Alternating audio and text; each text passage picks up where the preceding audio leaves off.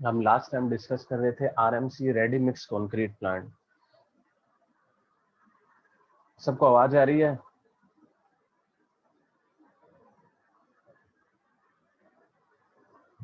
तो ready mix concrete plant क्या होते हैं कि जहाँ पे हमें कंक्रीट मैन्युफैक्चर होती है और हमें साइट पे ड्रॉप ऑफ हो जाती है। मतलब कि एक हमें जैसे कंक्रीट की रिक्वायरमेंट है, सर्टेन कंक्रीट की रिक्वायरमेंट है M20 या M30 M40 की, तो रेडी मिक्स कंक्रीट प्लांट क्या होते हैं, वो अपने हिसाब से M30 का मिक्सचर बना के हमारे पास जो ऑन साइट ड्रॉप ऑफ है वो कर देते हैं। मतलब जहाँ पे भी हमें कंस्ट्रक्शन साइट पे रिक्वायरमेंट है वहाँ पे रेडी टू यूज जो हमारी कंक्रीट है वो प्रोवाइड करते हैं। ठीक है, मतलब पहले से ही मिक्स करी हुई कंक्रीट हमारे पास साइट पे आती है और हम उसे साइट पे आके उससे फंक्शन करते हैं। ठीक है, ये डिलीवर्ड किससे होती है? ट्रक मिक्सर से। ठीक है, जो ट्रक आते हैं मिक्सर वाले उन्हीं से, उनके साथ मतलब साइट पे उन्हें बनाया जाता है। ठीक है, जिस साइट पे उन्हें बना रहे हैं उसके बाद उन्हें मिक्सिंग ट्रक में डाल दिया जाता है। मिक्सिंग ट्रक उसे मिक्स करते रहते हैं और जहाँ पे भी ड्रॉप ऑफ साइट है, जहाँ पे भी कंस्ट्रक्शन साइट है, वहाँ ड्रॉप ऑफ कर देते हैं। ठीक है, हमें आरएमसी प्लांट क्यों चाहिए? आरएमसी प्लांट इसलिए चाहिए होता है क्योंकि उसमें हायर ग्रेड ऑफ कंक्रीट बनानी होती है, तो एक्यूरेसी बहुत अच्छी होती है। ठीक है, क्योंकि ऑन साइट जो हमारी कंक्रीट बनती है उसमें कोई क्वालिटी कंट्रोल नहीं होता, वहाँ पे क्वालिटी कंट्रोल भी होता है। ठीक है, जितने भी इंग्रेडिएंट्स यूज हुआ है उसका एकदम सही प्रोपोर्शन यूज होता है। ठीक है, और हमारे जो ऑन साइट फंक्शंस है, मतलब कंस्ट्रक्शन साइट फंक्शंस है, उसमें भी कोई टाइम वेरी नहीं होता, मतलब कोई टाइम लैग नहीं होता, क्योंकि हमारे पास जो कंक्रीट प्रोड्यूस होने वाली है फिर जो आने वाली है वो हमारा पहले से ही उससे कॉन्ट्रैक्ट दिया हुआ होता है, उसी प्रोपोर्शंस में आती है। ठीक है, और जो भी हमारी डिजायर्ड ग्रेड चाहिए हमें और वो ही हमें मिलती है। बेसिकली हम ये करते हैं कि इसलिए क्वालिटी कंट्रोल के लिए, क्योंकि आरएमसी जो प्लांट्स होते हैं वहाँ पे क्वालिटी कंट्रोल बहुत अच्छा है, क्योंकि एक प्लांट बना हुआ है जो सिर्फ कंक्रीट बना रहा है। ठीक है, हमारा तो क्या होगा कि हमारा जो कंस्ट्रक्शन साइट का जो वर्कलोड है वो कम हो जाता है, और कंक्रीट में क्वालिटी कंट्रोल सबसे ज्यादा इंपॉर्टेंट होता है for higher grade of concrete के लिए। ठीक है, रॉ मटेरियल तो वो सेम चाहिए, एग्रीगेट चाहिए, एडमिक्सचर चाहिए, सीमेंट चाहिए, वाटर चाहिए। ठीक है, सेम इसमें वही करेंगे। सबसे पहले बैचिंग करेंगे, बैचिंग मतलब वेइंग है। ठीक है, फिर उन्हें मिक्स करेंगे, मिक्स करने के बाद में उन्हें जो भी हमारा ट्रक है उसमें भेज दिया जाएगा। आपने देखे होंगे वो कई रोटेशन टाइप के ट्रक्स जो होते हैं वो चलते रहते हैं, उन्हीं में कंक्रीट जो है हमारी पोर की जाती है और उन्हीं से हम जो है कंक्रीट को ट्रांसपोर्ट करते हैं। ठीक है, सबको पता है एग्रीगेट क्या होता है, एडमिक्सचर क्या होता है, वाटर क्या होता है, कंक्रीट की मिक्सिंग क्या होती है। ठीक है,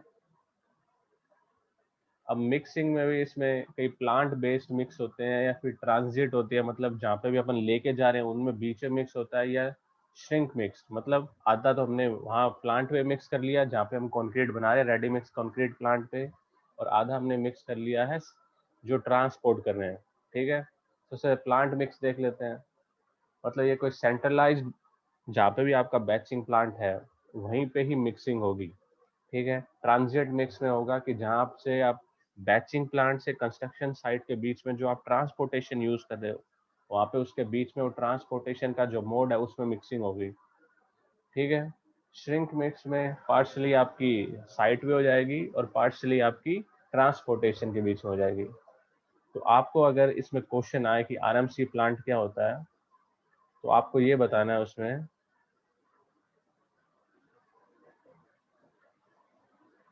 कि भाई रेडी मिक्स कंक्रीट प्लांट क्या होता है, कि भाई whose ingredients are proportional away from the construction site and to be delivered in ready to use condition।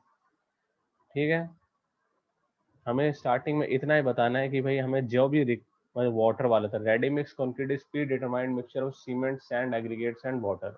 और ठीक है, हमें इसकी नेसेसरी रिक्वायरमेंट्स जो है, जो हमें रिक्वायरमेंट्स यहाँ दी हुई है कि भाई हायर ग्रेड ऑफ जो आएगी मतलब कंक्रीट, तो वहाँ पे ज़्यादा बेटर क्वालिटी कंट्रोल हो सकती है।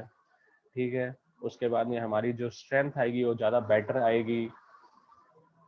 उसके बाद में हमारा जो कंस्ट्रक्शन है वो रैपिड पेस पे मूव हो सकता है, ठीक है, और हमें जो रिलायबल कंक्रीट से हमें वो टाइमली अवेलेबल हो जाएगी, हमारे कंस्ट्रक्शन में कोई लैग नहीं होगा, ठीक है। और मटेरियल तो हमें यूज करते हैं वो तो हमें पता ही होगा, सीमेंट यूज करनी है, एग्रीगेट यूज करना है, एडमिक्सचर यूज करना है, वाटर यूज करना है।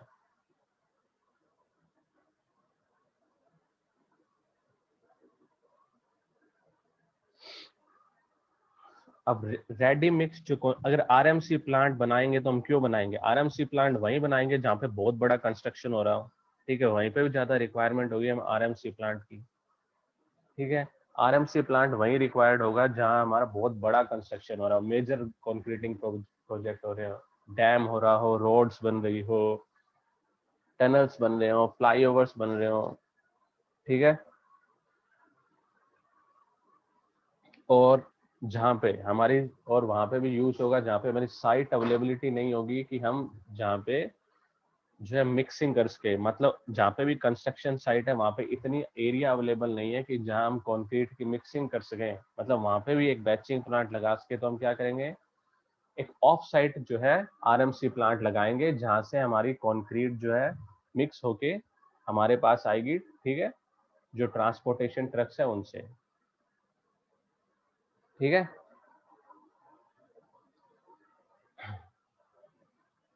या फिर हमारे पास में क्या होगा कि जो लेबर अवेलेबल है,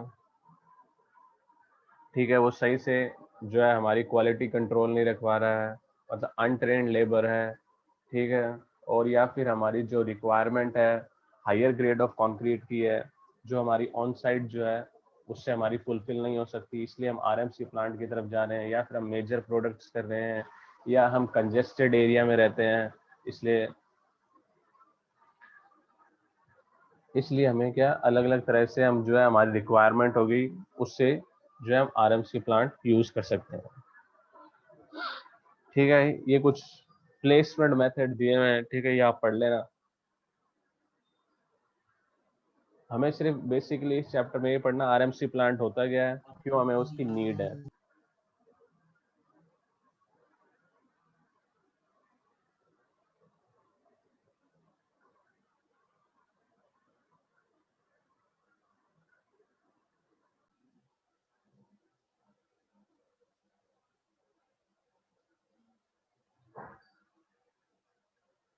अगली है self compacting concrete. Self compacting concrete as a name ही बता रहा है कि भाई इस टाइप की कंक्रीट जो अपने आप ही कॉम्पैक्ट हो जाए, मतलब हमें ऐसी जगह क्या होगा उसे कॉम्पैक्ट ना करना पड़े, मतलब क्या उसमें कोई सेग्रीगेशन ना हो, मतलब एक तरह से कोई बैठ ना जाए कहीं पे, मतलब हैवियर पार्टिकल्स बैठ ना जाए, ऐसे ना बैठ जाए तो इसमें हम क्या करेंगे, इसमें जो फाइन एग्रीगेट्स होते हैं उसका परसेंटेज जो है हम बहुत ज्यादा यूज करते हैं एज कम्पेयर टू जो हमारा कोर्स एग्रीगेट का परसेंटेज हो, ताकि हमारी कंक्रीट जो है इजीली फ्लो कर जाए। इजीली फ्लो करने के लिए इसमें सबसे पहले क्या होता है, वाटर कंटेंट ज्यादा होते हैं, तो वाटर कंटेंट हम ज्यादा नहीं रखते, हम इसमें सुपर प्लास्टिसाइजर यूज करते हैं। सुपर प्लास्टिसाइजर क्या होते हैं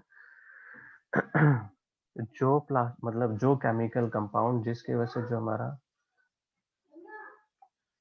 जो प्लास्टिसाइजर कंपाउंड जिसकी वजह से क्या होगा,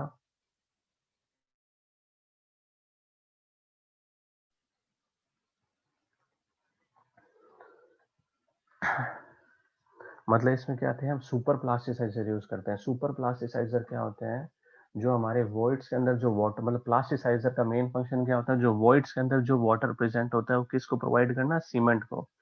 तो सुपर प्लास्टिसाइजर होते हैं वो हमारी पानी की जो क्या बोलते हैं क्वांटिटी होती है उसको बहुत ज्यादा रिड्यूस कर देते हैं।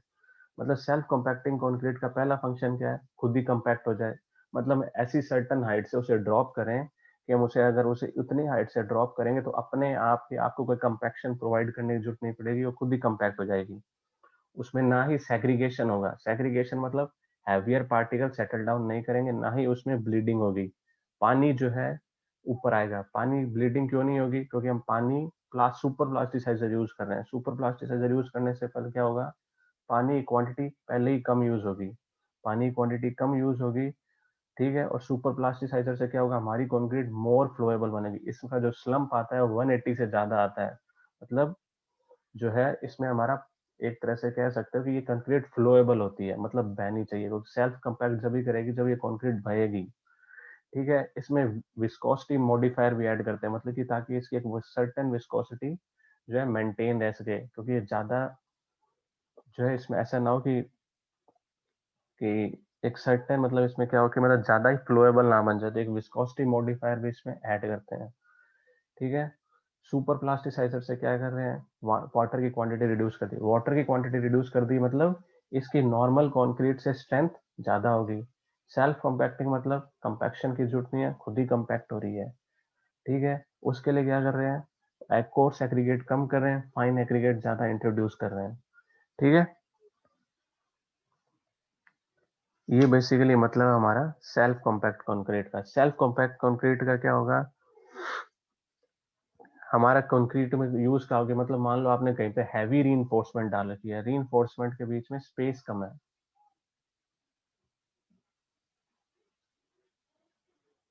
ठीक है, मतलब रीइंफोर्समेंट के बीच में स्पेस कम है, तो क्या है, हम वहां पे सेल्फ कॉम्पैक्टिंग कंक्रीट डालेंगे, ये अपने आप ही कॉम्पैक्ट हो जाएगी, अपने आप ही फिलअप हो जाएगी, हमें कंपैक्शन की कोई चीज प्रोवाइड नहीं करनी पड़ेगी।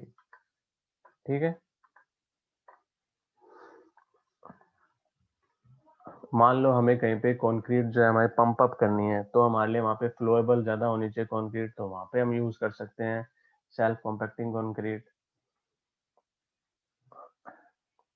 उसके बाद में ईज ऑफ प्लेसमेंट है इसमें। ठीक है, हम बहुत इजीली इस कंक्रीट को प्लेस कर सकते हैं, बहुत जल्दी इसके साथ काम कर सकते हैं।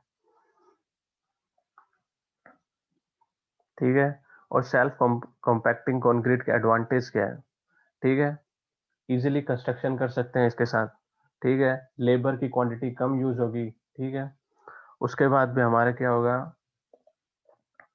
कि उसके बाद में जो क्या बोल सकते हैं, जो वॉइड्स फिलअप की होगी वो बहुत इजीली वॉइड्स फिलअप हो जाएंगे। ठीक है, स्ट्रेंथ इसकी ज्यादा होगी, वाटर हमें वाटर रिक्वायरमेंट कम है। ठीक है, जो हमारा स्किल्ड लेबर रिक्वायर्ड था हमारे प्लेसमेंट ऑफ कंक्रीट के लिए, वो हमें अब कम रिक्वायर्ड होगा। इसी तरह से डिफरेंट डिफरेंट बहुत सारे एडवांटेज हैं। ठीक है, अब सेल्फ अफेक्टिंग कंक्रीट को क्या इन्फ्लुएंस कर सकता है, सेल्फ अफेक्टिंग कंक्रीट को इन्फ्लुएंस करेगा सबसे पहले क्या होगा, वाटर। ठीक है, वाटर मेन फंक्शन है, वो सुपर प्लास्टिसाइजर यूज कर रहे हैं, तो इसके लिए हॉट वेदर कंडीशंस के लिए हमें बहुत ही जल्दी सेल्फ कंक्रीटिंग कंक्रीट को प्लेस अप करना पड़ेगा। ठीक है, अगर हमें बहुत ज्यादा लंबे डिस्टेंस तक इसे ट्रांसपोर्ट करना है, तो लॉन्ग डिस्टेंसेस तक ट्रांसपोर्ट करेंगे तो इसकी वर्केबिलिटी लूज होने के चांसेस हो सकते हैं, मतलब जो फ्लोबिलिटी है, स्लम्प की वैल्यू जो हम कह रहे हैं ना, इसे 180 से ज्यादा होनी चाहिए। डिलेज नहीं होने चाहिए, जॉब पे ना जल्दी से जल्दी सेल्फ कॉम्पैक्टिंग कंक्रीट पे काम होना चाहिए। ठीक है, ये हमारे सेल्फ कॉम्पैक्टिंग कंक्रीट का। अगला है हमारा पॉलीमर कंक्रीट। ठीक है, अब यहाँ पे क्या होता है, जैसे एक सीमेंट वाटर का सीएसएच जेल का फॉर्मेशन होता है, वैसे पॉलीमर कंक्रीट में एक पॉलीमर ऐड कर देते हैं। पॉलीमर क्या होता है, लॉन्ग चेन्स होती है किसी भी कंपाउंड की। ठीक है, मतलब लंबी लंबी चेन्स होती है एक कंपाउंड की, कोई भी कंपाउंड होगा जो उसकी बहुत लंबी लंबी चेन्स होगी, मतलब कह सकते हैं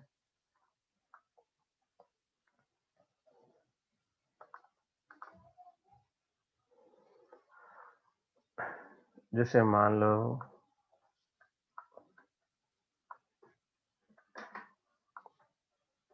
CH4 होता है, जैसे मान लो मीथेन होता है, फिर C2H C2H6 जो हो, मतलब C2H6 जो हो गया, हाँ, C2H6 जो हो गया ये हो गया इथेन। हम्म, ठीक है, उसी तरह से जो है हमारी जो है आगे मीथेन इथेन ऐसे करके प्रोपेन ब्यूटेन करके अलग अलग कंपाउंड्स होते हैं। मान लो एक बहुत ही लंबी चेन है, तो हम मान लेते हैं ब्यूटेन की, मान लेते हैं ब्यूटेन में क्या होंगे, चार, एक लंबी चेन होगी, उस तरह से एक जो इसकी चार वाली ब्यूटेन वाली चेन है और लंबी हमने करके एक ऐसे कार्बन कंपाउंड बनाया है। ठीक है, तो उसे बोलते हैं किस तरह का, एक पॉलीमर। ठीक है, जैसे पीपीसी यूज होता है। ठीक है, पीपीसी भी एक तरह की पॉलीमर है, ठीक है, उसमें लॉन्ग चेन ऑफ कंपाउंड्स होते हैं इस तरह से। तो बेसिकली पॉलीमर कंक्रीट बनाई हो जाती है, जो भी कंक्रीट की जो प्रॉपर्टीज है, मतलब जो डिसएडवांटेजेस हैं, ठीक है, उनको रिमूव करने के लिए।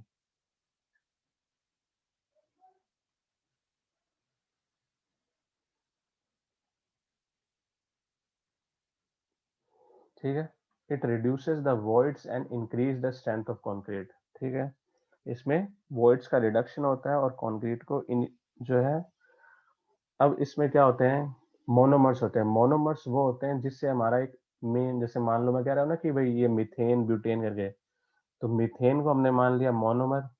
तो मीथेन की जो लंबी चेन का फॉर्मेशन होगा ना, ठीक है, मान लो हम बहुत सारे मीथेन जोड़ लिए, तो उसे कहेंगे हम बहुत सारे चेन्स को, बहुत लंबी चेन को जैसे हम 100 मीथेन जोड़ ली, तो उसे बोलेंगे पॉलीमर। लेकिन बनी किससे है? मीथेन से। तो मीथेन है हमारा मोनोमर।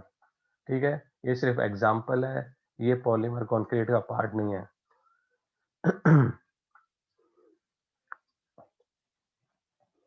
ठीक है, the integration of monomer and subsequent polarisation reduce, मतलब बहुत सारी लंबी चेन होने की वजह से क्या होती है कि हमारी जो पोरोसिटी होती है, मतलब जो कंक्रीट्स में वॉइड्स होते हैं, उनका रिडक्शन हो जाता है।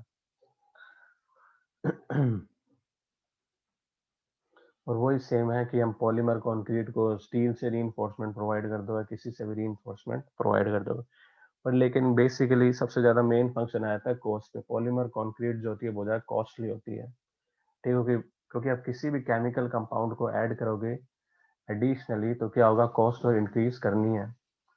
ठीक है, तो इससे जो होती है हमारी जो जो कॉस्ट होती है वो बहुत ज्यादा इंक्रीज हो जाती है। कुछ करेक्टरिस्टिक्स दे रखी है इन्होंने पॉलीमर कंक्रीट की, मतलब इसमें क्या होता है, हार्डनेस जो होती है 40 to 90% इंक्रीज कर जाती है, डेड वेट डिक्रीज कर जाता है, कंप्रेसिव स्ट्रेंथ भी इंक्रीज कर जाती है, क्योंकि वॉइड्स का रिडक्शन हो जाता है, क्रैक्स का फॉर्मेशन नहीं होता।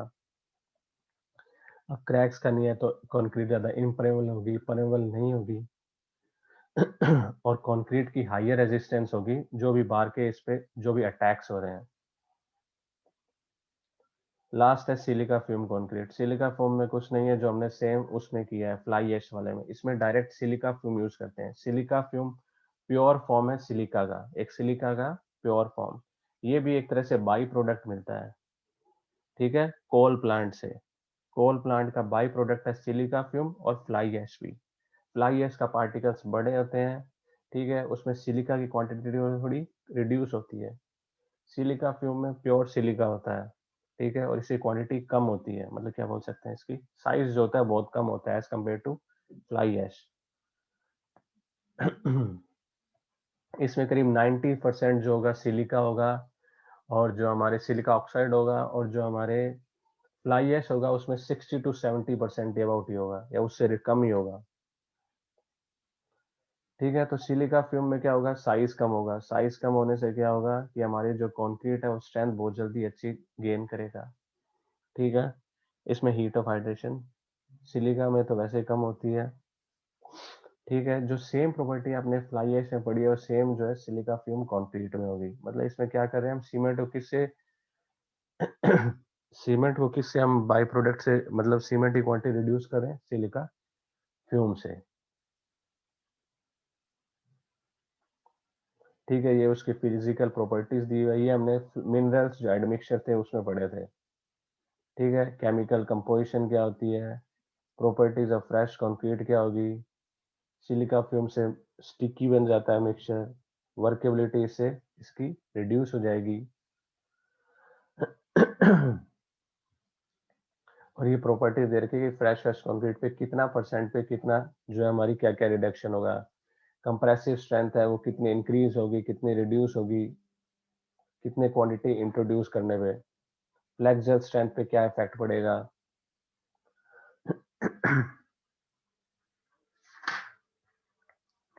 ठीक है, ये हमारी जो लास्ट थी, हमारी जो ये कंक्रीट का पार्ट था, जो सिलिका फ्यूम कंक्रीट थी।